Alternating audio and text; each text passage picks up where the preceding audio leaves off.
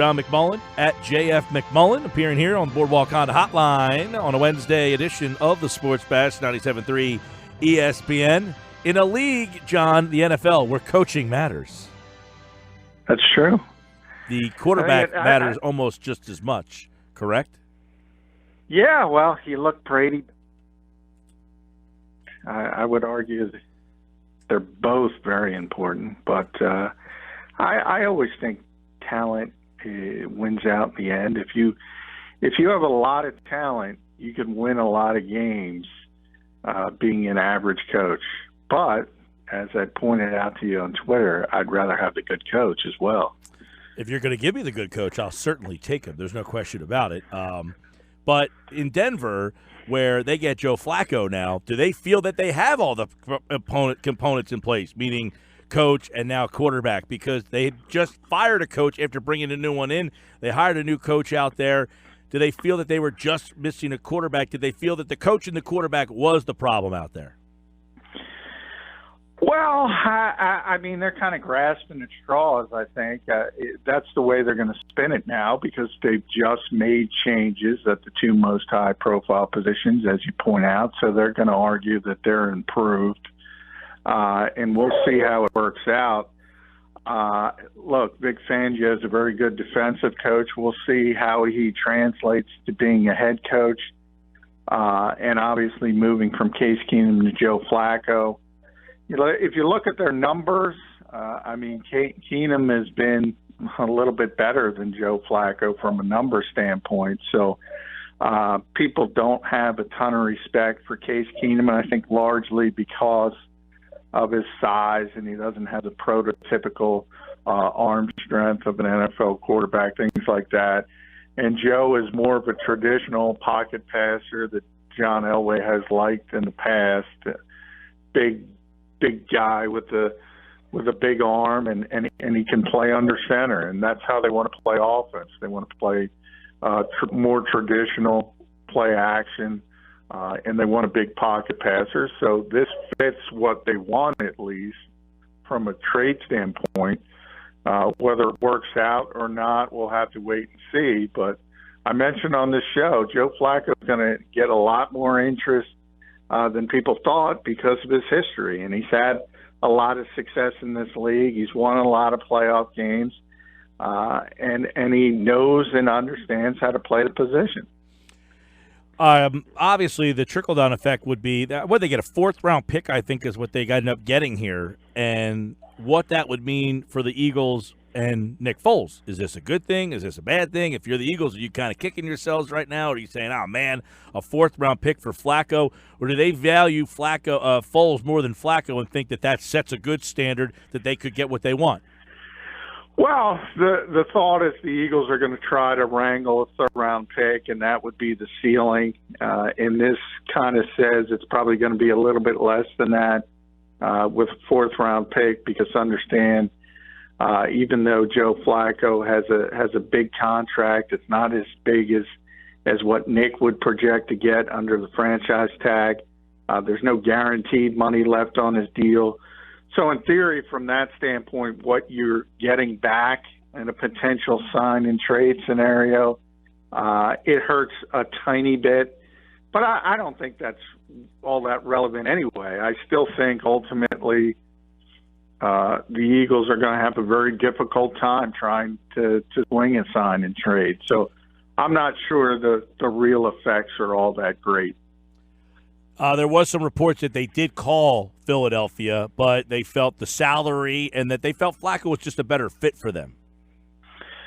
Yeah, they did. I talked to a couple people from Denver, and that was sort of the party line and what they're trying to say, in that Joe is, what I said, the more traditional pocket guy, and they look at Nick as more of a spread quarterback and more comfortable in the pistol or the shotgun, and that's probably true. So if they are looking for a guy who's comfortable under center, Joe would be probably the way to go over Nick Foles because he's not quite as comfortable doing that kind of thing. So it does make sense if that's what they're looking for. You put Joe Flacco on a team, Okay, this is a Super Bowl MVP. There's a guy who's won a lot of games, 10-5 in the postseason, beaten Tom Brady in some big games. Does this make the Denver Broncos, a playoff team all of a sudden? I don't know. They could be, certainly. I mean, we've seen a quick turnarounds in this league a lot, and we'll see it again next year. And they'll come off a bad year with what people describe as a bad coach and a bad quarterback, and that gives you a more desirable schedule. So in theory, it makes it a little bit easier to have a turnaround.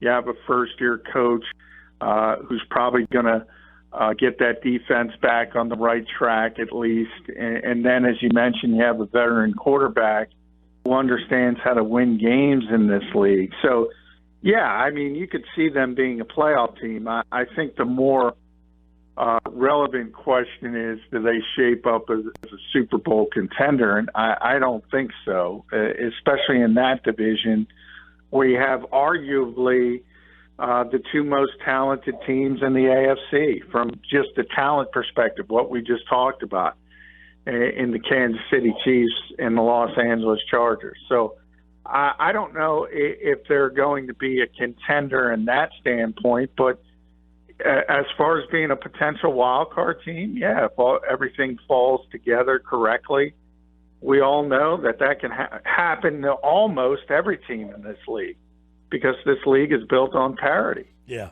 Well, I don't know, did you view that Flacco was just done or that he couldn't play? I mean, is that what the Ravens saw, or did they just feel, look, Jackson was too good, we couldn't? Because if you have a guy that was a Super Bowl MVP, look, there's Eagle fans out there that think you got to keep Foles because he was a Super Bowl MVP. Now, I think that moniker is a little overrated. We've had some Super Bowl MVPs that have been duds that have gone on, got big contracts, and haven't really worked out. But at the quarterback position, you get a guy who's a Super Bowl MVP. There is something there. Did the Ravens just say, you know what, we saw enough from Jackson, or is it that Flacco just can't play anymore?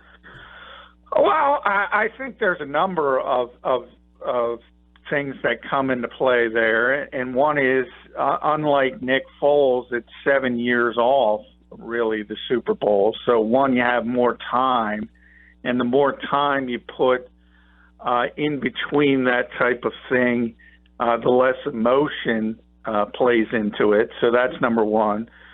Number two, his contract was really, really expensive for certainly a backup quarterback. You weren't going to be able to move forward with him and Lamar Jackson. So once you drafted him, Jackson at number 32 overall, you sort of knew the clock started ticking on Joe Flacco. And then he came in and he played well at times, and they won games. So that's part of it as well. But I will say, from Baltimore's standpoint, you saw the playoff game, and it was ugly. So, I mean, they shifted their entire offense to go from Joe Flacco to Lamar Jackson. It's going to be interesting to see how that continues, how it develops. And I'm not sure they're going to have the same consistency at that position. So they're going to have to go about things a different way. I didn't think it was necessarily he just flat out can't play. I think it's more of he makes a lot of money, and we're going to go in a different direction with a young guy on his rookie deal. And as we've talked about a lot, that enables you to build up the back end of your roster and in theory make a stronger team. So we'll see how it works out. They took a cap hit, relatively significant, but now they can move on. So what do you think does this mean that Foles gets moved sooner, later, or is there still some is there more complications because of his contract situation than there was with Flacco? Yeah, there's way more complications because Joe was under contract, and Joe was under contract at a big number and continues to be, obviously. 18.5. Yeah, and I think the cap number is even higher. I think 26. But that will affect Baltimore more than it will affect Denver. So, it's a big number, but he's under contract. Nick is not under contract. And the Eagles really don't have his rights anymore unless they put the franchise tag on him, which they can. They'll have 2 weeks to do it starting February 19th, so next week. They'll have to make that decision. And at that point, again, Nick has to sign the actual franchise tender for the Eagles to trade him. So there's a lot more machinations in a potential Nick Foles trade than Joe Flacco, simply because Joe was under contract. The Ravens own the contract, and they have the right to trade it. Nick is not under contract as we speak, so it makes it more difficult. John McMullen at JF McMullen. Talk a little NFL. The trade today. Joe Flacco is heading to Denver. So you mentioned Keenum. Well, now what for him? Because they just signed him last year. Yeah, I mean, well, we'll see. I mean, there's still a lot of dominoes that have to fall on the quarterback market. There's a lot of teams that need quarterbacks. Obviously, Jacksonville's at the top of it. We put 2 and 2 together with them and the Eagles, and John DeFilippo being down there now, potential spot for Nick Foles. Will the Giants come to their senses? Do they want a quarterback? The Washington Redskins, it's pretty evident they're crossing their fingers, but I don't think Alex Smith is going to play next year. So to me, that would be a perfect situation for Case Keenum. And then you have the Broncos. I mean, he's under contract. It's not an outrageous number. They could probably do it as a backup and keep him for 1 more year. They signed to a 2-year deal. So they can move forward with him as a backup. But if they do release him, worst case scenario for him is sort of being a Nick Foles type. He might get a starting job from a desperate team, but if he doesn't, he's probably going to be the best backup quarterback in football for whoever signs him. John, obviously, does Keenum, do you think that affects Foles at all? Like, do somebody say, he's a cheaper version? I mean, is the Flacco trade the first domino to make it more difficult to move Nick Foles? If that was if that's their end goal, which I think that's what they want to do, right? Yeah, you bring up a good point. I don't know, and that's what I've said in the past. I don't know. I personally would not want to pay Nick Foles $25 million. So if it came to me, if you're asking me, would I rather have a 2-year deal with Case Keenum at, say, $14-15 million to be a short-term starter?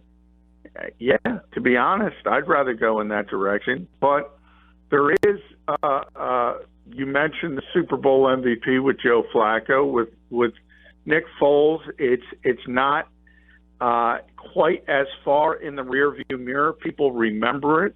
People put probably too much emphasis on it. Then you have the run he made at the end of last season. So I think his value is back up a little bit higher. And as we always talk about, you try to do things logically in this league and try to make prudent decisions as reporters when you think about what teams will do. But the real life situation of this is that all teams don't make good decisions, and a lot of teams make bad decisions. So if there's a desperate team, and maybe Jacksonville thinks they can be a contender, and maybe John DeFilippo sells them on Nick Foles, maybe they make a bad decision, and maybe they give up a third-round pick, and maybe they pay Nick Foles $25 million. That's a lot of maybes. It's possible. I wouldn't do it, but I've seen teams do dumber things than that. Sure. I mean, the whole situation with Jacksonville is, too, they already have their own quarterback signed for a lot of money. I mean, it's going to take is moving him imperative for them to get a Nick Foles or a Case Keenum? I don't think it's imperative. They've kind of come to the correct conclusion, and that was a bad decision. That's a perfect example. A bad decision for moving forward with Blake Bortles last season. But they've kind of come to the conclusion finally that they have to go in a different direction. And I think ultimately they will. And in situations like that, you do have to swallow a little bit of medicine. But I think they're ready to do that. You know, John, you look at Foles in this whole situation, you wonder if – give us like a timeline of when people would start calling the Philadelphia Eagles for Foles. Because, of course, people are going to start wondering. You just kind of laid it out a little bit, but because Flacco had a contract, you can make a trade now. Now, it can't be announced until the league year, but could something like that happen where someone's calling the Eagles now and trying to set something up? Not legally, but yeah, I mean, there's all, and it usually happens, and it usually starts at the combine, and that's where everybody gets together, sort of has a few beers at the steakhouse and talks over things, and that's how things get done in this league. But yeah, I mean, you can't, in theory, there's a lot of things with the franchise tag and sign-in trades that make it difficult. Even one as simple as, there's language in the CBA that says if you put the franchise tag on someone, you can't do it to trade them. You have to have a good faith effort to move forward with that potential player. So there's talk of filing grievances of that nature. Now, that kind of stuff is always difficult to prove. And so I don't think that's as big as a hurdle as it might seem, but it just gives you an indication on how many problems there are. And this is a much more difficult sort of trick to pull off for Howie Roseman than it was for Eric DeCosta in Baltimore and trying to move on from Joe Flacco, because, as we've said, they had control over the player's contract. The Eagles do not at this point. Yeah, I mean, and I don't know, Flacco's a guy who just doesn't seem to excite people, right? I mean, if your team's a team that trades for Flacco, you're probably less than thrilled. Well, you see Twitter. I mean, all the experts on Twitter have already called John Elway a moron and everything else in the world for making this trade. And, yeah, I mean, he's not a guy who excites people for whatever reason. And I do, hey, since he's won the Super Bowl, it's kind of interesting because on one hand, fans typically always point to rings and say he's got a Super Bowl. Eli Manning's got 2 Super Bowls. We talk about that a lot. With Joe Flacco, for some reason, it's different. And not only does he have the Super Bowl, which is, as I said, it's a little ways off and how far it's been since then. He's also torn his ACL. He's had back problems, so there's those issues. He's getting older. I think he's 34, but as we've seen with Tom Brady and being 41 and playing at a high level, that doesn't mean as much. Drew Brees playing at a high level as he hits 40, that kind of stuff doesn't mean as much. But this guy's won a lot of playoff games. 10-5, I think I read in the playoffs, a couple wins over Brady. Yeah, and not only that, it was consistent.